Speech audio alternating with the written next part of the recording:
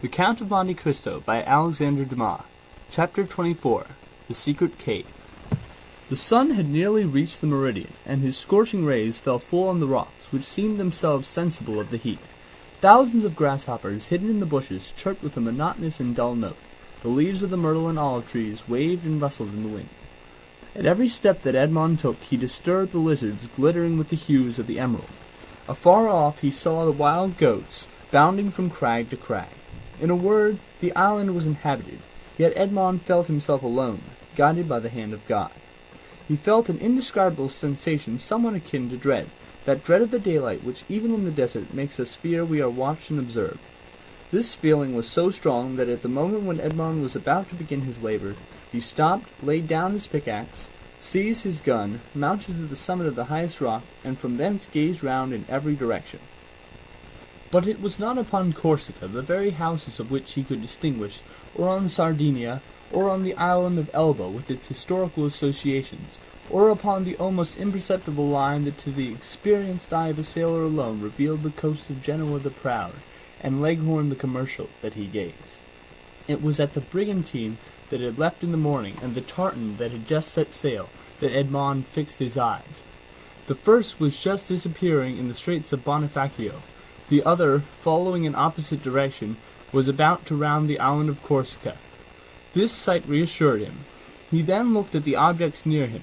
He saw that he was on the highest point of the island, a statue on this vast pedestal of granite, nothing human appearing in sight, while the blue ocean beat against the base of the island and covered it with a fringe of foam. Then he descended with cautious and slow step, for he dreaded lest an accident similar to that he had so adroitly feigned should happen in reality. Dantès, as we have said, had traced the marks along the rocks, and he had noticed that they led to a small creek, which was hidden like the bath of some ancient nymph. This creek was sufficiently wide at its mouth, and deep in the center, to admit of the entrance of a small vessel of the lugger class, which would be perfectly concealed from observation. Then, following the clue that, in the hands of the Abbé Faria, had been so skilfully used to guide him through the Daedalian labyrinth of probabilities, he thought that the Cardinal Spada, anxious not to be watched, had entered the creek, concealed his little bark, followed the line marked by the notches in the rock, and at the end of it had buried his treasure. It was this idea that had brought Dantès back to the circular rock. One thing only perplexed Edmond and destroyed his theory. How could this rock, which weighed several tons, have been lifted to the spot without the aid of many men? Suddenly an idea flashed across his mind. Instead of raising it, thought he, they have lowered it, and he sprang from the rock in order to inspect the base on which it had formerly stood.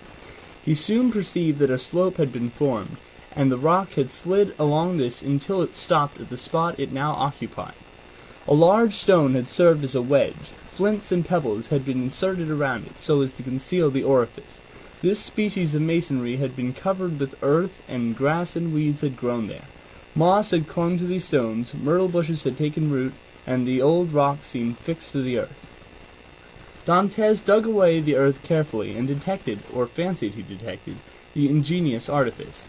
He attacked this wall, cemented by the hand of time, with his pickaxe. After 10 minutes' labor, the wall gave way, and a hole large enough to insert the arm was opened. Dantès went and cut the strongest olive tree he could find, stripped off its branches, inserted it in the hole, and used it as a lever.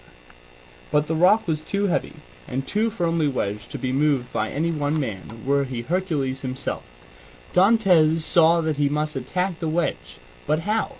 He cast his eyes around, and saw the horn full of powder which his friend Jacopo had left him. He smiled. This infernal invention would serve him for this purpose. With the aid of his pickaxe, Dantès, after the manner of a labor-saving pioneer, dug a mine between the upper rock and the one that supported it, filled it with powder, and then made a match by rolling his handkerchief in saltpeter. He lighted it and retired. The explosion soon followed. The upper rock was lifted from its base by the terrific force of the powder. The lower one flew into pieces. Thousands of insects escaped from the aperture Dantès had previously formed, and a huge snake, like the guardian demon of the treasure, rolled himself along in darkening coils and disappeared. Dantès approached the upper rock, which now, without any support, leaned towards the sea. The intrepid treasure-seeker walked round it, and, selecting the spot from whence it appeared most susceptible to attack, placed his lever in one of the crevices, and strained every nerve to move the mass. The rock, already shaken by the explosion, tottered on its base. Dantès redoubled his efforts. He seemed like one of the ancient Titans who uprooted the mountains to hurl against the Father of the gods. The rock yielded, rolled over, bounded from point to point, and finally disappeared in the ocean. On the spot it had occupied was a circular space, exposing an iron ring let into a square flagstone. Dantès uttered a cry of joy and surprise. Never had a first attempt been crowned with more perfect success. He would fain have continued, but his knees trembled, and his heart beat so violently, and his sight became so dim, that he was forced to pause. This feeling lasted but for a moment. Edmond inserted his lever in the ring, and exerted all his strength. The flagstone yielded, and disclosed steps that descended until they were lost in the obscurity of a subterraneous grotto. Anyone else would have rushed on with a cry of joy. Dantès turned pale, hesitated, and reflected. "Come," said he to himself, "be a man. I am accustomed to adversity. I must not be cast down by the discovery that I have been deceived. What, then, would be the use of all I have suffered? The heart breaks when, after having been elated by flattering hopes, it sees all its illusions destroyed. Faria has dreamed this. The Cardinal Spada buried no treasure here. Perhaps he never came here, or if he did, Caesar Borgia, the intrepid adventurer, the stealthy and indefatigable plunderer, has followed him, discovered his traces, pursued them as I have done, raised the stone, and descending before me, has left me nothing." He remained motionless and pensive, his eyes fixed on the gloomy aperture that was open at his feet. "Now that I expect nothing, now that I no longer entertain the slightest hopes, the end of this adventure becomes simply a matter of curiosity." And he remained again motionless and thoughtful. "Yes, yes, this is an adventure worthy a place in the varied career of that royal bandit.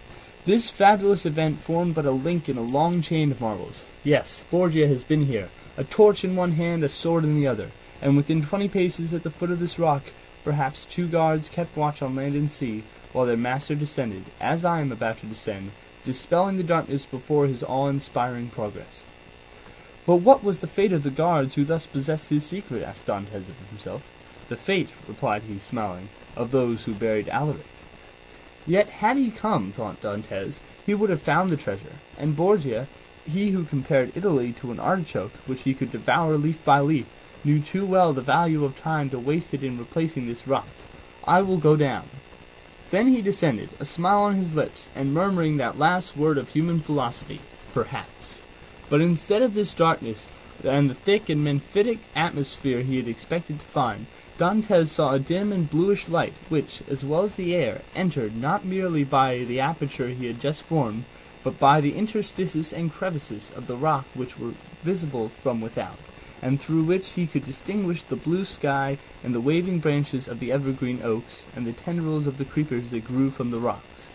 After having stood a few minutes in the cavern, the atmosphere of which was rather warm than damp, Dantès' eye, habituated as it was to darkness, could pierce even to the remotest angles of the cavern, which was of granite that sparkled like diamonds.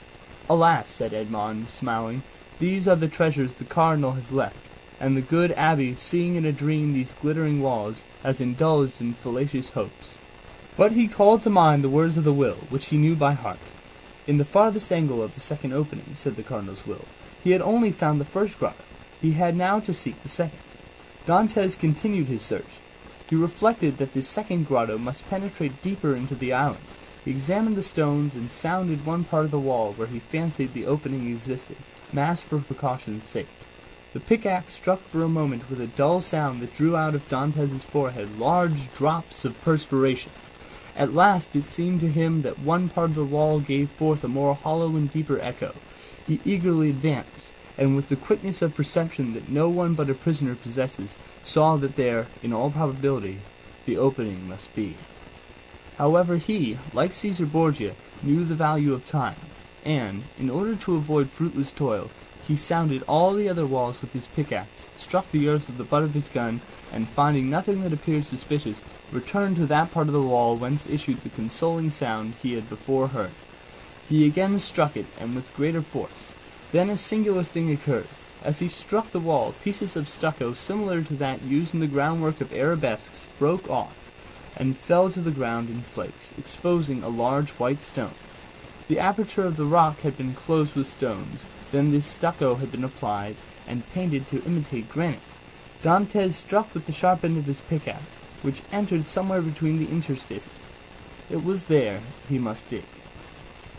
But by some strange play of emotion, in proportion as the proofs that Faria had not been deceived became stronger, so did his heart give way, and a feeling of discouragement stole over him. This last proof, instead of giving him fresh strength, deprived him of it. The pickaxe descended, or rather fell. He placed it on the ground, passed his hand over his brow, and remounted the stairs, alleging to himself, as an excuse, a desire to be assured that no one was watching him, but in reality because he felt that he was about to faint. The island was deserted, and the sun seemed to cover it with its fiery glance. Afar off, a few small fishing boats studded the bosom of the blue ocean. Dantès had tasted nothing, but he thought not of hunger at such a moment. He hastily swallowed a few drops of rum, and again entered the cavern. The pickaxe that had seemed so heavy was now like a feather in his grasp. He seized it and attacked the wall. After several blows he perceived that the stones were not cemented, but had been merely placed one upon the other, and covered with stucco. He inserted the point of his pickaxe, and using the handle as a lever, with joy saw the stone turn as if on hinges, and fall at his feet. He had nothing more to do now, but with the iron tooth of the pickaxe to draw the stones towards him one by one. The aperture was already sufficiently large for him to enter, but by waiting he could still cling to hope, and retard the certainty of deception. At last, after renewed hesitation, Dantès entered the second grotto. The second grotto was lower and more gloomy than the first. The air that could only enter by the newly formed opening had that mephitic spell Dantès was surprised not to find in the outer cavern. He waited in order to allow pure air to displace the foul atmosphere, and then went on. At the left of the opening was a dark and deep angle, but to Dantès' eye there was no darkness. He glanced around this second grotto. It was, like the first, empty. The treasure, if it existed, was buried in this corner. The time had at last arrived. 2 feet of earth removed, and Dantès' fate would be decided. He advanced towards the angle, and summoning all his resolution, attacked the ground with the pickaxe. At the 5th or 6th blow, the pickaxe struck against an iron substance. Never did funeral knell, never did alarm bell, produce a greater effect on the hearer. Had Dantès found nothing, he could not have become more ghastly pale. He again struck his pickaxe into the earth, and encountered the same resistance, but not with the same sound. It is a casket of wood bound with iron, thought he. At this moment a shadow passed rapidly before the opening. Dantès seized his gun, sprang through the opening, and mounted the stair. A wild goat had passed before the mouth of the cave, and was feeding at a little distance. This would have been a favorable occasion to secure his dinner, but Dantès feared lest the report of his gun should attract attention. He thought a moment, cut a branch of a resinous tree, lighted it at the fire at which the smugglers had prepared their breakfast, and descended with his torch. He wished to see everything. He approached the hole he had dug, and now, with the aid of the torch, saw that his pickaxe had in reality struck against iron and wood. He planted his torch in the ground and resumed his labor. In an instant, a space 3 feet long by 2 feet broad was cleared, and Dantès could see an oaken coffer, bound with cut steel. In the middle of the lid he saw engraved on a silver plate, which was still untarnished, the arms of the Spada family.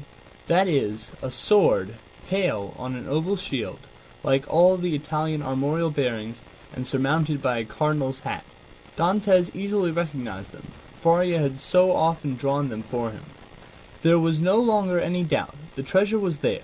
No one would have been at such pains to conceal an empty casket. In an instant he had cleared every obstacle away, and he saw successively the lock, placed between 2 padlocks, and the 2 handles at each end, all carved as things were carved at that epoch, when art rendered the commonest metals precious. Dantès seized the handles and strove to lift the coffer. It was impossible. He sought to open it. Lock and padlock were fastened. These faithful guardians seemed unwilling to surrender their trust. Dantès inserted the sharp end of the pickaxe between the coffer and the lid, and pressing with all his force on the handle, burst open the fastenings. The hinges yielded in their turn and fell, still holding in their grasp fragments of the wood, and the chest was open. Edmond was seized with vertigo. He cocked his gun and laid it beside him. He then closed his eyes as children do in order that they may see in the resplendent night of their own imagination more stars than are visible in the firmament. He then reopened them and stood motionless with amazement. 3 compartments divided the coffer. In the first blazed piles of golden coin. In the second were ranged bars of unpolished gold which possessed nothing attractive save their value. In the third, Edmond grasped handfuls of diamonds, pearls, and rubies, which, as they fell on one another, sounded like hail against glass. After having touched, felt, examined these treasures, Edmond rushed through the caverns like a man seized with frenzy. He leaped upon a rock from whence he could behold the sea. He was alone with these countless, these unheard-of treasures. Was he awake, or was it but a dream? He would fain have gazed upon his gold, and yet he had not strength enough.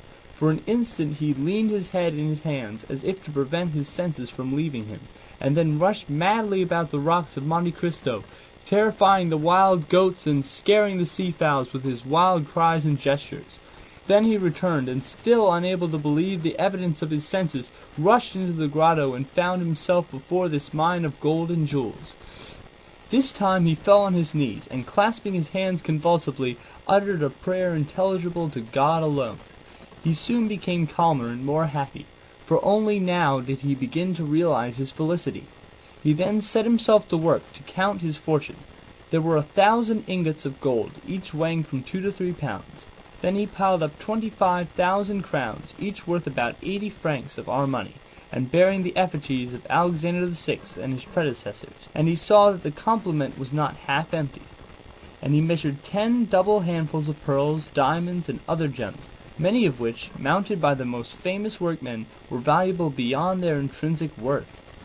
Dantès saw the light gradually disappear, and fearing to be surprised in the cavern, left it, his gun in his hand. A piece of biscuit and a small quantity of rum formed his supper, and he snatched a few hours' sleep, lying over the mouth of the cave. It was a night of joy and terror such as this man of stupendous emotions had already experienced twice or thrice in his lifetime. End of chapter 24.